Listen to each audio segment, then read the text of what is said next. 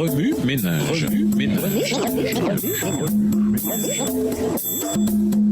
Bienvenue dans votre émission. Remue ménage. Nous voilà au lundi 14 novembre. Des épreuves épouvantables, mais une foi vivante. Lisons Proverbe 3, les versets 5 et 6. Proverbe 3, les versets 5 et 6. Confie-toi en l'Éternel de tout ton cœur, et ne t'appuie pas sur ta sagesse. Reconnais-le dans toutes tes voies, et il aplanira tes sentiers. Voici une situation qui n'a aucun sens. Un petit garçon joue avec ses amis chez un membre d'église.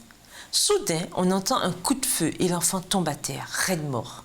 On ne peut expliquer cela et encore moins se le comprendre. Et pourtant, c'est arrivé. Bien que des événements semblables soient fréquents, nous sommes toujours bouleversés quand ils se produisent.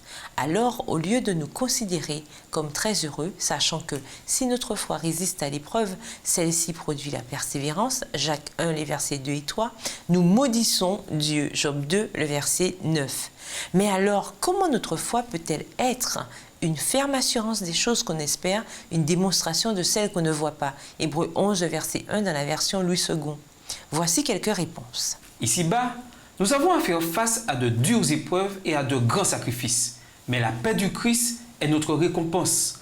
Nous devons prendre part aux souffrances du Sauveur si nous voulons nous asseoir avec lui, triomphalement sur son trône. Aussi longtemps que nous choisirons la voie facile de nos propres satisfactions et que le renoncement nous effraiera, notre foi ne s'affirmera pas et nous ne pourrons connaître ni la paix de Jésus, ni la joie qu'apporte le sentiment de la victoire. Les épreuves et les souffrances font partie de notre monde coupable. Chaque jour, Satan essaie de détruire notre foi en semant sur notre route des circonstances inexplicables qui nous font douter de la bonté de Dieu. Néanmoins, nul ne doit dire que son cas est désespéré, qu'il ne peut vivre comme un chrétien.